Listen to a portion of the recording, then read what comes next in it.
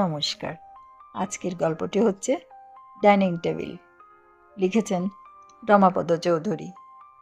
Middle class ফ্যামিলির তথাকথিত cultured হওয়ার গল্প। চলুন শোনা যাক গল্পটি। মানি অর্ডার পিয়নের কাছে নামটা শুনে আমি বললাম, বুড়ি, তোর মা বোধহয় টাকা পাঠিয়েছে। বাইরের লোকেদের সামনে ডাকনামে ডাকলে, বিশেষ করে সেই ডাকনামটা তেমন মনের মতো না হলে আমাদের সময়ে সবাই অস্বস্তি বোধ করত। স্কুলের গণ্ডি পার হওয়ার পর আমাকে বাইরের কেউ আর খোকা বলে ডাকেনি। কলেজের বন্ধুদের কাছ থেকে ওটা লুকিয়ে রাখতে কি কম বেগ পেতে হয়েছে। কিন্তু একালের ছেলে মেয়েদের দেখি সব অন্য নিয়ম। বুড়িদের কলেজের দুটো মেয়ে একদিন বেড়াতে এসেছিল। আমি তাদের সামনে ওকে বুড়ি না বলে অমিতা বলে ডাকলাম, আর সঙ্গে সঙ্গে ওদের তিনজনের কি হাসি। কারণটা বুঝলাম যেদিন ওর সহপাঠী একটি ছেলে এসে জিজ্ঞেস করল, বুড়ি আছে? ওসব পোশাকি নাম, ছোট মামা, আজকাল ওই কলেজের খাতাতেই থাকে। আমরা হাসুশিয়ানাল, টুকু বোস, ঝুমানন্দী। সেদিন আমার খোঁজ করতে এসেছিল সেই ছেলেটার নাম ছিল হাবু দাশগুপ্ত। আমি আফটার অল বুড়ির ছোট মামা, কিন্তু ওসব গুরুজনী গার্জিনী অরুণার চরিত্রে নেই। সেদিন একটা ছেলে বুড়ির খোঁজ করতে এসেছে শুনে অরুণা যেভাবে আমার সঙ্গে চোখাচোখি করে ঠোঁট টিপে হেসেছিল, হাবু দাশগুপ্তের নামটা শুনেও ঠিক তেমনিভাবে চোখে হেসেছে। বলে বসেছে, দেখো বাপু, শেষে ওই হাবু দাশগুপ্তই যেন কাবু না করে তোমাকে। ইস বলে সেদিন নাগের ডকা থেকে এমন ঘেন্না জড়িয়ে দিয়েছিল যে বুড়ি আমার নিশ্চিন্ত না হয়ে পারেনি। আসলে ওর সম্পর্কে আমার একটু দুশ্চিন্তা ছিলই। বিনা আমার পিস্তুত বোন, সিউড়িতে তার সংসার বদলি করার সময় বলেছিল, উনি হঠাৎ ট্রান্সফার হলেন। বুড়ির এমএ পরীক্ষা তো আর কটা মাস, ওকে তোমার কাছে রেখে যাব খোকাদা। আমি তার বছরখানেক আগে এই 2 ঘরের ফ্ল্যাট নিয়ে আলাদা বাস করেছি। পৈতৃক বাড়িটার পার্টিশন নিয়ে আমাদের 4 ভাইয়ের মধ্যে অশান্তি লেগেই ছিল। 4 জায়ের মধ্যে ঠান্ডা লড়াই কখনো কখনো রীতিমতো উত্তপ্ত হয়ে উঠত, যদিও ঝগড়াটা হতো তুচ্ছ বিষয় নিয়ে। আমি আমার অংশ বেচে দিয়ে ভেবেছিলাম এই 2 ঘরেই অনেক শান্তি। এমনিতেই জায়গা নেই, তার উপর আর বুড়িকে এনে রাখার ইচ্ছে অরুণার ছিল না। তবু কম বয়সে বিনা আমার শুধু বোন ছিল না, বন্ধুও ছিল। আমি যখন একটা মেয়ের প্রেমে পড়ে হাবুডুবু খাচ্ছিলাম, তখন ওর কাছেই সব কথা বলতে পারতাম, আর ও আমাকে দাবার চাল দেওয়ার চালে চালে ভালো ভালো অ্যাডভাইস দিত। তাই ওর সম্পর্কে আমার একটা সফট কর্নার আছে, আছে বলেই ওর কথা আমি ফেলতে পারিনি। সে যাই হোক, বুড়ির নামে মানি অর্ডার শুনে একটু বিস্মিত হইনি, কারণ বিনা মাঝে মাঝেই ওর মেয়েকে টাকা পাঠাতো। বুড়ি কিন্তু ফিরে এলো লাফাতে লাফাতে, হাতে 3 10 টাকার নোট। বললাম, কি ব্যাপার, একেবারে হাসির হোসফেট হয়ে গেলি যে? কথাটা আমার নয়, বুড়ি একদিন বলেছিল। পোস্ট গ্রাজুয়েটের বন্ধুদের কাছে শুনে এসে ও খুব মজার মজার কথা বলতো। বুড়ি উত্তর দিল না, হাসতে হাসতে অ্যামো কুপনটা আমার দিকে এগিয়ে দিল। সেটা হাতে নিয়ে টাইপ করা লাইন দুটো পড়ে আমার চক্ষু চড়ক গাছ। সে কি রে? জয় আমার 8 বছরের ছেলে। সে 2 হাতের মার্বেল হাফ প্যান্টের 2 পকেটে ভরে দিয়ে জিজ্ঞেস করলো, কি হয়েছে বাবা? অরুণাও ততক্ষণে হইচই শুনে রান্নাঘর থেকে হাজির। এত ফুর্তি সকলের, কি হয়েছে কি? সুমির বয়স 3, ও অনেক বেশি রিয়েলিস্ট। প্রশ্ন টশ্ন ধার ধারে না। ও শটান গিয়ে বুড়ির হাঁটু জড়িয়ে ধরেছে তখন। কারো হাতে টাকা পয়সা দেখলেই ওর লজেন্সের কথা মনে পড়ে যায়। বুড়ি তা দেখে আরও একদমকা হেসে উঠে বলল, হবে হবে, লজেন্স না, গোটা একটা ক্যাডবেরি কিনে দেব। বলেই সুমিকে টুপ করে তুলে নিয়ে একেবারে বুকে জড়িয়ে ধরল। আর সুমির তখন চাপের ঠেলায় ত্রাহি ত্রাহি চিৎকার। জীবনে প্রথম রোজগার, কি আনন্দ তুমি বুঝবে না মামিমা। বলার অবশ্য দরকার ছিল না, বুড়ির সারা শরীর তখন আনন্দে হয়ে যাচ্ছে। মাস 2 আগে বুড়ির লেখা কি একটা প্রবন্ধ বেরিয়েছিল একটা পত্রিকায়। ওর একটু সাহিত্যিক বাতিক আছে, তবে ছাপা হয়েছিল ওই একটাই। সেদিনও আমরা খুব খুশি হয়েছিলাম, কিন্তু তার জন্য ও যে আবার 30টা টাকা পাবে, আমরা কেউ তা ভাবিনি। সেই প্রবন্ধাটা পড়ে ওর মামিমা পিঠ চাপড়ানির মতো হেসে বলেছিল, মন্দ হয়নি। তার জন্য 30টা টাকা পেয়েছি শুনে সে মুখ হাসি হয়ে গেল। বললে, লেখাটা কিন্তু সত্যি ভালো হয়েছিল রে। বুড়ি তখন লেখা টাকা নিয়ে একটু শিরপিরা নেই। খাটের উপর পা ঝুলিয়ে বসে পা দোলাতে দোলাতে বলল, টাকাটা দিয়ে কি করা যায় বলো তো ছোটো মামা? বললাম, তোর মাকে একটা শাড়ি কিনে দে। আহারে, স্লেটের উপর ভিজা নেকড়া বুলিয়ে দিল। শাড়ি বুঝি কম আছে মায়ের? একটাও পরতে দে না। তা জানো, সব জমিয়ে জমিয়ে রাখে। তারপর ওই অরুণার মুখের দিকে তাকিয়ে হাসি হাসি মুখে বলল, এই টাকা দিয়ে মামিমার পরীক্ষা নেব, বুঝলে ছোট মামা? এই রোববার গ্র্যান্ড ফিস্ট। অরুণা বলল, পাগল নাকি? বরং নিজের জন্য কিছু কেন, আমার পরীক্ষা না হয় মামার টাকাতেই নিও। কিন্তু বুড়ি কারো কথা শোনার মেয়েই নয়। আমরা ভুলেই গিয়েছিলাম। রবিবার সকালেই বুড়ি বলে বসল, মামিমা, তুমি ফিশ ফ্রাই করতে জানো? ওর মামিমা উত্তর না দিয়ে চোখের ইশারায় নিষেধ করলো আমাকে। সুতরাং আমাকে বলতে হলো, তোর টাকা নিয়ে আমি বাজার যাবই না। তোমাকে দিচ্ছে কে?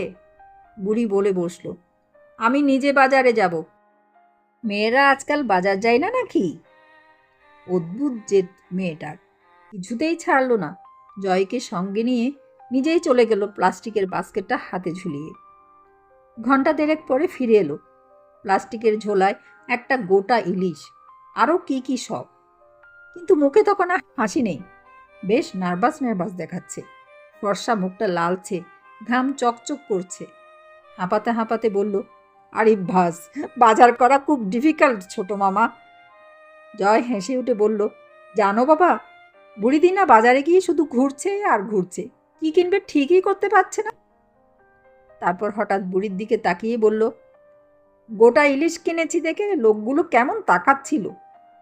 জয়ের কথা শুনে আমরা সবাই হেসে উঠলাম। হাসলো না শুধু অরুণা।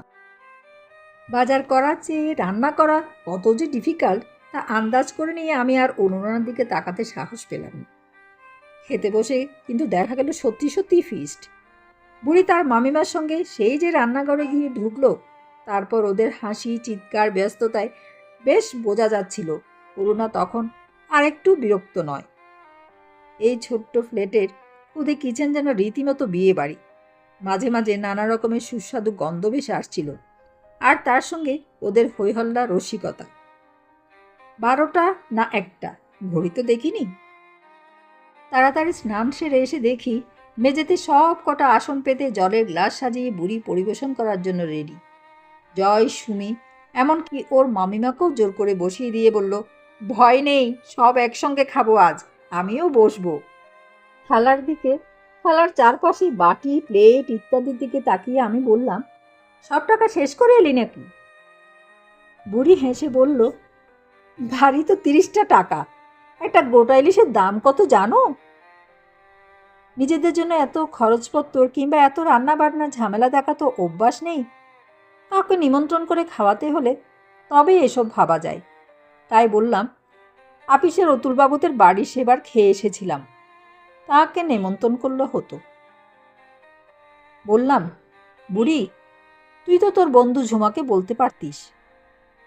বুড়ির থালা থেকে অরুণা কি একটা তুলে নিতেই সে হায় হায় করে উঠল, আর জয় তার মায়ের থালা থেকে কি যেন একটা তুলে নিল। বুড়ি ওদের রকম সকম দেখে 2 হাত মেলে জয়, সুমি, এমনকি ওর মামিমাকেও জোর করে বসিয়ে দিয়ে বলল, ভয় নেই, সব একসঙ্গে খেতে বসলে প্রতিদিন হয়। আর গল্প স্বল্প? বুড়ি বলে, পরচর্চা ক্লাস।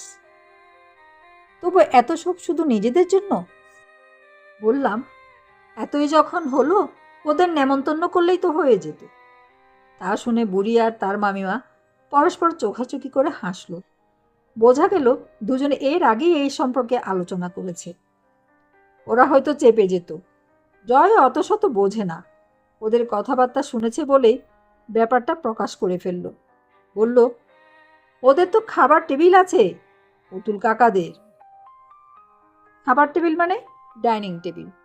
খোঁচাটা আবার নতুন করে এসে লাগলো। হঠাৎ সব কিছুর জন্য বিস্বাদ টেকল। মনে হলো এই ছোট্ট ফ্ল্যাটের একটা অভাব, আমার এই ক্ষুদ্র অক্ষমতাকে অরুণা যেন বারবার মনে করিয়ে দিতে চায়।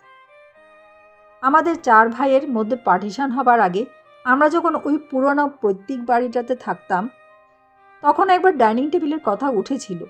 বড়দা মেজদা এমনিতে এসব পছন্দ করতো না। তার উপর জ্যাঠামশাই হেসে হয়তো বলবেন, কী রে, সাহেব হয়ে গেলি যে সব। জ্যাঠাইমা ছোঁয়া বাছিয়ে বলবেন, ছি ছি, টেবিল সক্রি করছিস, যার জন্ম সব গেল। এইসব ভয়েই ও পথে যায়নি।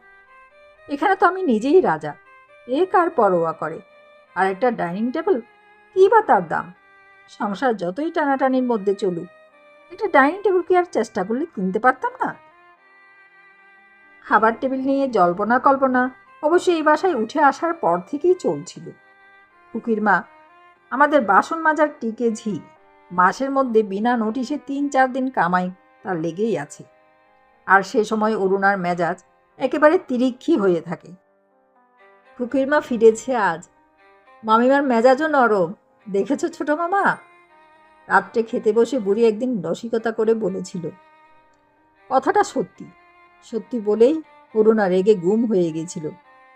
আর বুড়ি তাকে সান্ত্বনা দেওয়ার জন্যই বলেছিল, যাই বলো, একটা ডাইনিং টেবিল কিনে ফেলো ছোট মামা, কত সুবিধে বলো তো। কাঁচের প্লেটে খাবে, ভীম দিয়ে ধুয়ে নেবে, বাস, কারো তোয়াক্কা করতে হবে না। অরুণা ততক্ষণে হেসে ফেলেছে। ওঠ বস করতে করতে কোমর ব্যথা হয়ে যায়, সে আর ও কি বুঝবে। মেঝেতে নেতা বুলাতে হতো 2বার করে, তখন বুঝতো। আমি কোনো জবাব দিইনি।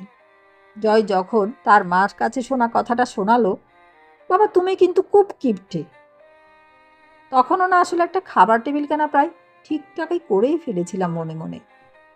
দিন কয়েক দোকানে ঘুরেও কাঠের টেবিল কিনবো না স্টিলের, তা ভাবতে ভাবতেই হঠাৎ একদিন অতুলবাবু তার বিবাহবার্ষিকীতে নেমন্তন্ন করে বসলেন। আমরা ওসব জানতামও না, কবছর বিয়ে হয়েছে জিজ্ঞেস করলে হিসেব করেও বের করতে পারি না। তবু অতুলবাবু আর তার স্ত্রী নেমন্তন্ন করে গেলেন বলেই যেতে হয়েছিল। আর সেই যাওয়াই কাল হলো। ফেরার পথে অরুণার জয় ট্যাক্সিতে আলোচনা শুরু করে দিয়েছিল। ফ্রাইড রাইস কিংবা মুরগির ঠ্যাঙের প্রশংসা নয়, ডাইনিং টেবিলটার প্রশংসা। কিরম চকচকে কালো মার্বেল দেখেছ, মুখ দেখা যায় খাবার সময়। জয় বলল, কিনতে হলে ওই রকম কিনো বাবা, গ্র্যান্ড। যেন সমস্যাটা শুধু টাকার, যেন সমস্যাটা শুধু ইচ্ছে। আমার 2খানা ঘর আর 1 ফালি বারান্দার, এমনিতে তো পা ফেলার জায়গা নেই। খাট, আলমারি, জয়ের পড়ার টেবিল, অরুণার ড্রেসিং টেবিল, আলনা, লেপ, বালিশ তুলে রাখার চৌকি, এর উপর আবার একটা খাবার টেবিল এনে কোথায় ঢোকাবো আমি, ভেবেই পেতাম না। অরুণার এক কথা, আরে বাপু তুমি কিনেই ফেলো না, আমি সরিয়ে টরিয়ে ঠিক জায়গা করে নেব। মাঝে মাঝে তাই মনে হয়েছে কিনেই ফেলি। এই তো অতুলবাবুরা কত দূরে দূরে ছিলেন, একটা দিনে গল্পগুজব করে কত কাছের লোক হয়ে গেলেন। সত্যি দেখো, যাওয়া আসা নেই বলে সবাই কত পরপর হয়ে যাচ্ছে। বিয়ে বাড়িতে কোথাও দেখা হলে ফিরতে ইচ্ছা হয় না, অরুণা একবার বলেছিল। অথচ একটা ডাইনিং টেবিল থাকলে দিব্যি মাঝে মাঝে একে ওকে নেমন্তন্ন করা যেত। যারা দূরে দূরে সরে যাচ্ছে তাদের আবার কাছে আনা যেত। লোভটা তাই মনের মধ্যে রয়ে গিয়েছিল, মুখেই শুধু আপত্তি জানাতাম। কিন্তু হঠাৎ একটা সুযোগ ঘটে গেল। অফিসে 1 বছর ইনক্রিমেন্টের টাকাটা কি এক উপধারায় আটকে পড়েছিল। এরিয়ার্সের সবটুকু একসঙ্গে হাতে পেতেই অরুণা বলে বসলো, আর কোনো কথা শুনছি না, চলো ডাইনিং টেবিল কিনবো। জয় কোথায় ছিল, হেসে উঠে বলল, টেবিল হলে সুমি তো হাতেই পাবে না। না বাবা, ও টেবিলের উপরে বসবে।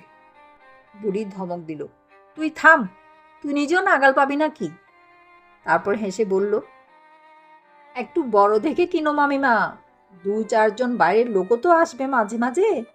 ঝুমাদের টেবিলটা খুব সুন্দর, ওরকম হলেও মন্দ নয়। শেষ অবধি অরুণা আর বুড়িকে সঙ্গে নিয়ে 2-5টা দোকান ঘুরে একটা টেবিল কিনেই ফেললাম। চকচকে কালো মার্বেল নয়, কাঠেরই, তবে ডিজাইনটা খুব সুন্দর। প্লাস্টিকের ব্যাট বোনা চেয়ারগুলো আরও সুন্দর। ঘরে এমনিতে জায়গাই ছিল না। বারান্দা থেকে জুতো রেক, আলনা, ড্রেসিং টেবিল সরিয়ে সেগুলোকে ঘরে ঢোকানো হলো, আর বারান্দা জুড়ে বসলো ডাইনিং টেবিল। তবু বেশ লাগলো তাকিয়ে তাকিয়ে দেখতে। বুড়ি রসিকতা করে বলল, এতদিনে তুমি কালচার্ড হলে মামিমা। সুমির বয়স 3। সে কোনো রকমের টেবিলের পাশে একটা নতুন চেয়ারে উঠে বসেছে, নামবার নাম নেই। আর জয় ধুম করে বলে উঠল, বাড়িটা একদম রেস্টুরেন্ট হয়ে গেছে না বাবা? আমরা সবাই হেসে উঠলাম। টেবিলটা শেষ অবধি কিনতে পেরেছি বলে সকলের যত আনন্দ, রাত্রে খেতে বসে কিন্তু ততই অস্বস্তি। যত অস্বস্তি ততই হাসাহাসি। অরুণাই সবচেয়ে বেশি হাসলো শুক্তোর বাটি উল্টে ফেলে। বললে, অনভ্যাসের ফোঁটায় কপাল চরচর করছে। কিন্তু সিন ক্রিয়েট করলেন জ্যাঠামশাই। দিন কয়েক পরেই একদিন বেড়াতে এলেন। আমরা জোর করে তাকে রাত্রে খেয়ে যেতে বললাম। জ্যাঠামশাই আসন পিড়ি হয়ে বসলেন একটা চেয়ারে, কিন্তু সেভাবে টেবিলে ভর দিয়ে খেতে গিয়ে আর একটু হলে হুমড়ি গিয়ে পড়তেন আর কি। নিজে পড়ে গিয়ে হাত পা ভাঙলেন না, ভাঙলেন কাঁচের গ্লাসটা। হেসে উঠে তাই বললেন, টেবিলে খাবার সময় সাহেবরা কোনোই দুটো কোথায় রেখে আসে বলতো? আসলে ওর কোনোই দুটো টকাটক টেবিলের ধারে লাগছিল। খাওয়া হলো না ওর। বললেন, আরে মেজে বসে খাবার মতো বনে দিয়ে না আর আছে? আমার শাশুড়ি ফুল পাতা কত সব নকশা কাটা নিজের হাতে বোনা উলের পুরো আসন পেতে দিত। সে কি নরম আসন, ভূপতলায় জুঁই ফুলের মতো ভাত, চারপাশে গোল গোল হয়ে এক সারির উপর বাটি। আমরা সবাই হেসে উঠলাম। বুড়ি তো সম্পর্কে নাতনি, ও ঠাট্টা করে বলল, আর দরজার আড়ে ঘোমটা টানা দিদিমার কথা বললেন না? আমরা আবার হেসে উঠলাম। তারপর তারপর একটু একটু করে কীভাবে যেন সব হাসি চলে গেল। বুড়ির পরীক্ষা হয়ে যেতেই ও একদিন প্যান্নাম ট্যান্নাম করে শিউরি চলে গেল। আর হঠাৎ একদিন আমি আবিষ্কার করলাম, বাড়ির লোক কাছে আসা তো দূরের কথা, আমরাই পরস্পর থেকে দূরে সরে গেছি। খাবার টেবিলের এক প্রান্তে আমি, আর এক প্রান্তে অরুণা। জয় কোনোদিন জেগে থাকে, কোনোদিন ঘুমিয়ে পড়ে, কিন্তু আমরা কেউ কোনো কথা বলি না। চুপচাপ দুজনে খাচ্ছি তো খাচ্ছি। খাওয়া যেন শুধুই খাওয়া। হাতা আর চামচের টুংটাং কিংবা জলের গ্লাস নামানোর টক শব্দ ছাড়া আর কোনো শব্দ হয় না। তখন ভাবতাম, টেবিল নেই এই লজ্জায় লোকদের নেমন্তন্ন করতে পারি না। একদিন অতুলবাবুদের খেতে বলেই মাসের শেষে সে কি টানাটানি। সুমি কেন? তখন আমরাও যেন আর ডাইনিং টেবিলটা নাগাল পাচ্ছি না। ধুত, এর চেয়ে মেজে বসে খাওয়াই ভালো ছিল। ডাইনিং টেবিলটা কোনো উপরি আনন্দ তো দিলই না। ঘরগুলো এখন আসবাবে ঠাসা।